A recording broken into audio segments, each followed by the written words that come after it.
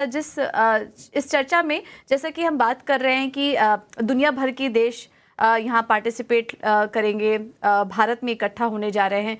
ऐसे में हम उन कंपनियों को इस शो का हम उन कंपनियों से लिंक करेंगे जो कि एमएनसी प्लेयर्स हैं, बड़े दुनिया भर में इनके कारोबार हैं और भारत में भी उनकी प्रेजेंस काफ़ी मजबूत है।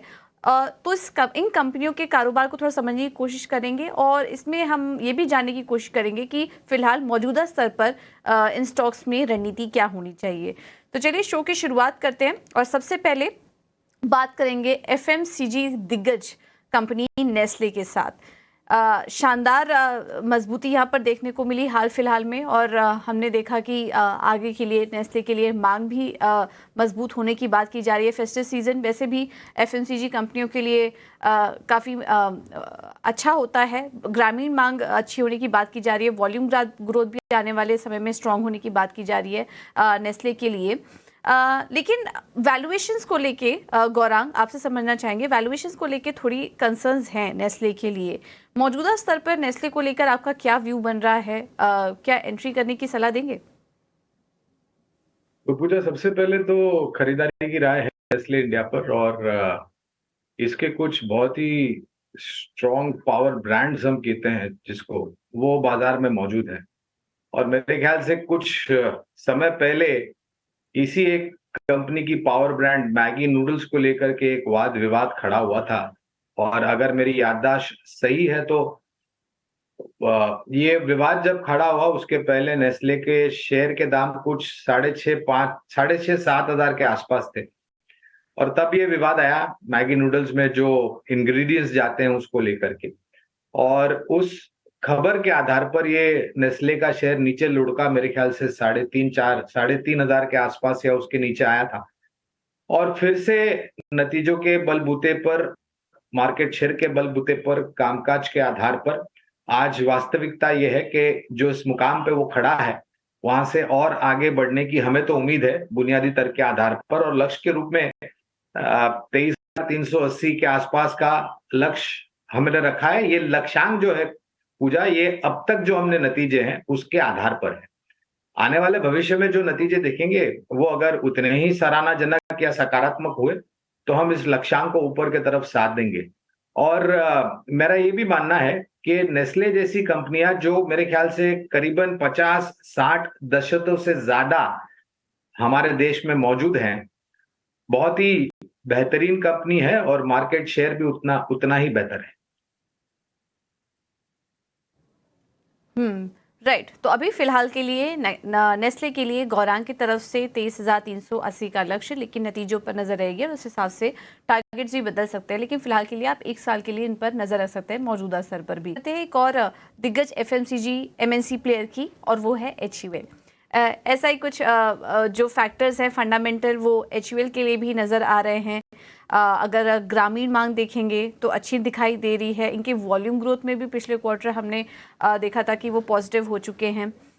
लेकिन और हाल फिलहाल में ब्रोकरेज पॉजिटिव है। और इन दिनों में देखने हूँ कि जितनी भी एक्सपर्ट से हमारी बात हो रही है एचयूएल पर, वो काफ़ी बुलिश हैं। गौरांग, आपकी क्या राय बन रही है एचयूएल पर? राय देने से पहले मेरे ख्याल से एक चीज बताना आपके दर्शकों को और निवेशकों को ये आवश्यक है कि जो भी बात हम कर रहे हैं कंपनी को लेकर के, ये बुनियादी तर्क के आधार पर है। उसके लिए आपके लिए आवश्यकता ये होगी कि आप निवेश अगर करना चाहते हैं या फिर तय करते हैं तो आपके निवेश की समय सीमा जो है वो साल, 1.5 साल या 2 साल, और जितना ज्यादा लंबा समय होगा उतना बेहतरीन मुनाफा आपको मिलते जाएगा। तो एक तर्क ये लगाया जा रहा था पूजा बारिश के मौसम को लेकर के कि शायद अगर थोड़ी बहुत कमी होती है बारिश के मौसम में, तो शायद जो ग्रामीण, मध्यम ग्रामीण भारत के जो इलाके हैं जो मांग को सहारा देते हैं, जिसे हम वॉल्यूम्स ग्रोथ कहते हैं, वहां पर थोड़ी निचली तरह के आंकड़े दिखाई देंगे। लेकिन मेघराज का आशीर्वाद रहा है। अब बिल्कुल अंत पर खड़े हैं हम बारिश के मौसम को लेकर के। और मैंने एक रिपोर्ट पढ़ी थी जो ये बता रही थी कि 5% के आसपास की कभी पूर्ण भारतवर्ष में बारिश के मौसम को, तो इतना बड़ा खामियाजा नहीं होगा और मांग में कोई इतनी बड़ी गिरावट खास करके ग्रामीण, मध्यम ग्रामीण भागों से नहीं आएगी। तो जो वॉल्यूम ग्रोथ है हमें लग रहा है कि वो काफी बेहतर रहेगा। खाली एक ही चिंता का कारण रहता है एफएमसीजी कंपनियों में, वो है प्रमोशन और एड स्पेंड्स को लेकर के, क्योंकि निरंतर प्रतिस्पर्धा होती रहती है एफएमसीजी कंपनियों में। लेकिन एचयूएल पर भी खरीदारी की राय है और 2,900 तक के लक्ष्य हमने निर्धारित किए हैं लंबी अवधि के लिए। 2,900 का लक्ष्य, और ये लॉन्ग टर्म के लिए ही आपको व्यूज दिए जा रहे हैं, 1 से 1.5 साल के लिए 2,900 के लक्ष्य एचयूएल में दिखाई दे रहे हैं। विनीत, बाटा इंडिया, बाटा इतनी पुरानी कंपनी है और इतने सालों से भारत में अपनी प्रेजेंस को इतनी मजबूत कर चुकी है कि जब पहले हम बाटा का नाम सुनते हैं तो ऐसा लगता है कि कोई भारतीय ही कंपनी है, लेकिन ये चेक रिपब्लिक की कंपनी है, यूरोपियन स्थित कंपनी है ये, और एक बड़ी एमएनसी प्लेयर है बाटा भी। लेकिन धीरे धीरे हमने देखा कि over a period of time Bharat में एक स्ट्रॉन्ग प्रेजेंस ये कंपनी बना चुकी है। लेकिन बाटा का अगर हम कुछ फंडामेंटल्स अभी हाल फिलहाल का देखें तो कुछ कंसर्न्स यहाँ पर निकल कर आए हैं। मार्केट शेयर में लगातार यहाँ पर गिरावट देखने को मिल रही है और कंपटीशन काफ़ी बढ़ता जा रहा है कंपनी के लिए। बाटा पर गौरांग, सबसे पहले आपसे जानना चाहेंगे क्या व्यू बन रहा है आपका बाटा पर, आगे के लिए टारगेट्स क्या देख रहे हैं इस कंपनी के लिए? तो पूजा, मुझे एक मौका मिला था, बारिश का मौसम जब शुरू हो रहा था तो जाहिर है कुछ बारिश से जुड़े हुए सैंडल्स या कुछ जूते वगैरह खरीदने थे। और जब मैं बाटा के स्टोर में गया, न तो सिर्फ बारिश के मौसम को लेकर के, लेकिन बाकी भी जो उनके पास जूते, sandals, slip ons, flip flops, strap ons वगैरह जो भी थे, और जो ऑफरिंग थी उस वो देख के मुझे काफी आश्चर्य हुआ था। और वो सिर्फ एक सीमित उम्र के वर्ग के लोगों के लिए नहीं था, बच्चों के लिए भी था, यूथ यानी कि जवान पीढ़ी के लिए भी था, प्रोफेशनल्स जो कामकाज करते हैं उनके लिए भी था, सीनियर सिटीजन के लिए भी था, महिलाओं के लिए भी था, पुरुषों के लिए भी था। और काफी सारे नए ब्रांड्स मैंने वहां पर देखे, और भीड़ भी काफी थी कंपेयर टू जो आपको एक कल्पना होती है कि आप किस प्रकार की भीड़ बाटा के स्टोर में देखते हैं। इसके अलावा चाइना और बांग्लादेश से काफी बड़ी मात्रा में डंपिंग होती है हमारे देश में, जिस पर प्रतिबंध लगाया गया, इंपोर्ट ड्यूटी बढ़ाई गई, एंटी डंपिंग ड्यूटी लगाई गई सरकार की तरफ से। तो जो संतुलन नहीं था पहले, वो संतुलन हुआ, और प्रतिस्पर्धा के रूप में भारत में स्थापित बाकी अन्य जो इस क्षेत्र से जुड़ी हुई कंपनी है, उससे कंपटीशन भी बाटा को मिला। लेकिन हमारी खरीदारी की राय है बाटा इंडिया पर। और एक थोड़ी दिक्कत ये थी पूजा, के कुछ स्टोर्स जो इनके थे वो जो अनुमान था उस मात्रा में योगदान नहीं दे रहे थे, तो उनको बंद किया गया था और एक सेंट्रलाइज्ड या फिर बड़ा स्टोर खोलने की कुछ कारोबार की रणनीति को इन्होंने अपनाया था। 1,870 का लक्ष्य, अगर आपके निवेश की सीमा जो है वो साल 1.5 साल या उससे अधिक। ठीक है। तो गौरांग की राय, बाटा पर कंपटीशन बढ़ रहा है, लेकिन लॉन्ग टर्म की अगर बात करें तो 1,870 का लक्ष्य देख रहे हैं बाटा के लिए। अगली कंपनी चर्चा करते हैं और वो है मारुति सुजुकी। मारुति वैसे तो भारतीय कंपनी है, लेकिन सुजुकी के साथ भी उनका पार्टनरशिप है और सुजुकी जापान बेस्ड कंपनी है। तो दोनों ही प्लेयर्स ने मिलकर भारत में हमने देखा एक स्ट्रॉन्ग प्रेजेंस बना ली है। दुनिया भर में तो ये हैं ही, लेकिन भारत में भी काफ़ी स्ट्रॉन्ग प्रेजेंस अपनी बना चुके हैं मारुति की अगर बात करें तो।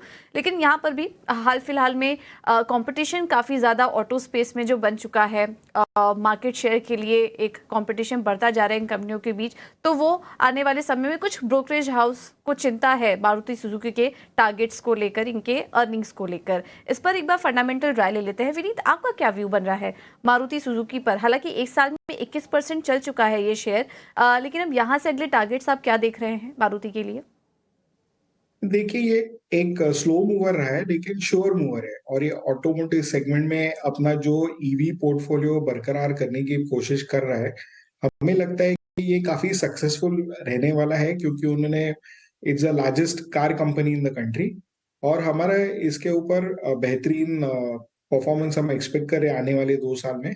और हमें लगता है कि अगर आप 2 साल होल्ड करें ये स्टॉक को, तो आपको 14,000 के ऊपर के प्राइस टारगेट मिल सकते हैं। ओके, तो 14,000 के ऊपर के लेवल्स के लिए मारुति में आप अभी भी निवेश कर सकते हैं, क्योंकि फंडामेंटल स्टोरी तो इंटैक्ट है ही। लेकिन थोड़ा समय दीजिए और 14,000 के ऊपर के लेवल्स विनीत इस स्टॉक में देख रहे हैं। अभी फिलहाल 1 साल के लिए जो टारगेट्स है वो 11,500 का है। होल्ड करने की राय होगी यहाँ पर विनीत की तरफ से। अगला स्टॉक होगा बॉश। हाल फिलहाल में काफ़ी पॉजिटिव मैनेजमेंट कमेंट्री भी निकल कर आई बॉश को लेकर। मैनेजमेंट का कहना है कि कुल आय में अगर देखें तो करीब 15% की ग्रोथ की बात कर रहे हैं और एक इंक्रीमेंटल रेवेन्यू में भी उनका मानना है कि अच्छी ग्रोथ देखने का अनुमान है बॉश केस में अगर देखें तो। और हम देख रहे हैं वैसे तो काफ़ी महंगा स्टॉक है लेकिन 1 साल में करीब करीब 22% बॉश का शेयर चल चुका है। गौरांग, आपकी क्या राय बन रही है बॉश पर? पहले तो लक्ष्य बता देते हैं। 20,870 का लक्ष्य अब तक जो नतीजे आए हैं उसको ध्यान में रखते हुए निर्धारित किया हुआ है पूजा। अभी आप मारुति का जिक्र कर रहे थे तो सरकार के तरफ से काफी कुछ घोषणाएं हुई है वाहनों को पहले तो सुरक्षित बनाने के लिए और आरामदायक बनाने के लिए। और बॉश एक ऐसी कंपनी है जिसकी पेरेंट ने ये निर्णय लिया था कुछ वर्षों पहले कि भारत में जो स्थापित उनकी कंपनी है उनको एक सेंट्रलाइज्ड हब बनाया जाए और आउटसोर्स किया जाए बाकी अन्य देशों में एक्सपोर्ट करने के लिए। ये कंपनी बहुत ही महत्वपूर्ण पुर्जे बनाती हैं जो वाहनों को सुरक्षित रखती हैं और आरामदायक भी बनाती हैं। जिस प्रकार से नए लॉन्चेस हो रहे हैं पूजा, और मेरा अनुमान ये कहता है, मैंने रिपोर्ट भी पढ़ी थी कि इस साल के अंत तक आपको काफी कुछ नए मॉडल्स अलग अलग कंपनी के तरफ से अलग अलग सेगमेंट में आते हुए दिखेंगे। तो पहले तो न्यू ऑर्डर मार्केट बहुत ही दुरुस्त है बॉश का और उतना ही दुरुस्त है रिप्लेसमेंट मार्केट। यानी कि अगर कोई पुर्जा आपके गाड़ी में, अहम पुर्जा अगर आपके गाड़ी में खराब हो जाता है और सुरक्षा को लेकर के कुछ सवाल खड़ा करता है तो उसको रिप्लेस करते हैं ओरिजिनल इक्विपमेंट से। और ज्यादातर लोगों की यही मांग होती है कि ओरिजिनल इक्विपमेंट लगाई जाए। तो ओईएम सेगमेंट में, ऑटो एंसिलरी सेगमेंट में एक बहुत बड़ी कंपनी है बॉश और हमारी खरीदारी की राय है बुनियादी तर्क के आधार पर। ठीक है, तो खरीदारी की राय बॉश पर। और अभी भी वैसे तो काफ़ी चल चुका है ये स्टॉक लेकिन फंडामेंटल्स गौरांग को काफ़ी पसंद आ रहे हैं और अगले 1 साल के लिए अब यहाँ से भी 20,870 का लेवल्स देख रहे हैं इस कंपनी पर। एक और एफएमसीजी कंपनी